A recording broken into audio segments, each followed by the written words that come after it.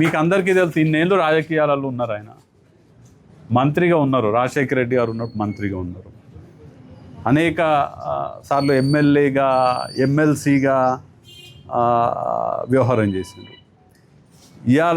ఇవాళ రేపటి పరిస్థితులలో ఒక్కసారి వార్డు మెంబర్ అయితే, ఒక్కసారి కౌన్సిలర్ అయితే వాళ్ళ ఇల్లు ఎట్లుంటుంది, ఇన్నేళ్ళ రాజకీయం తర్వాత జీవన్ రెడ్డి గారి ఇల్లు ఎట్లుందో ఒకసారి మనందరం కూడా చూస్తున్నాము.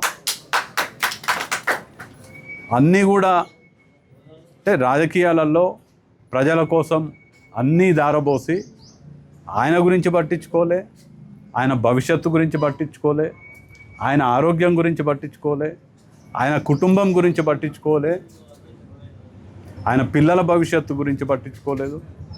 అయినా కూడా ఎక్కడ కూడా కాంప్రమైజ్ కాకుండా నిజాయితీగా ఇప్పటి వరకు నిజాయితీగా ఉన్నారు.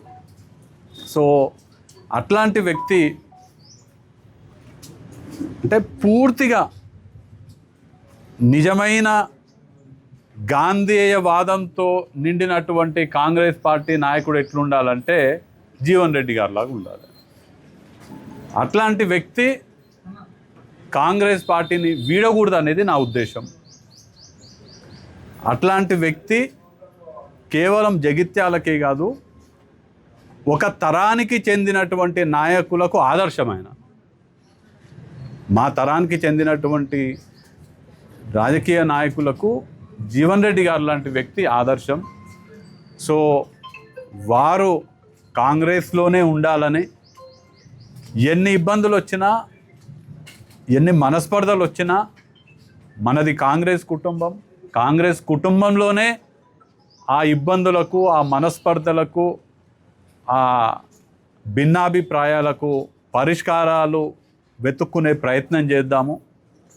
సమస్యలు ఒక ఇంట్లో కూడా సమస్యలు ఉంటాయి, మన ఇంట్లో ప్రతి ఇంట్లో, మా ఇంట్లో సమస్యలు ఉంటాయి. నేను నా భార్య వారానికి 2 సార్లు కొట్లాడతాం, నా పిల్లలు నా మీద అలుగుతారు. సో మళ్ళీ మనం ఒకటవుతాము. సో కాంగ్రెస్ పార్టీ కూడా కుటుంబం లాంటిది. ఈ కుటుంబంలో భిన్నాభిప్రాయాలున్నా, కొన్ని మనస్పర్ధలు వచ్చినా, ఏమైనా ఇబ్బందులు జరిగినా మన కుటుంబం అనుకొని పరిష్కారాలు కూడా ఈ కుటుంబంలోనే మనము పరిష్కరించుకుందాము.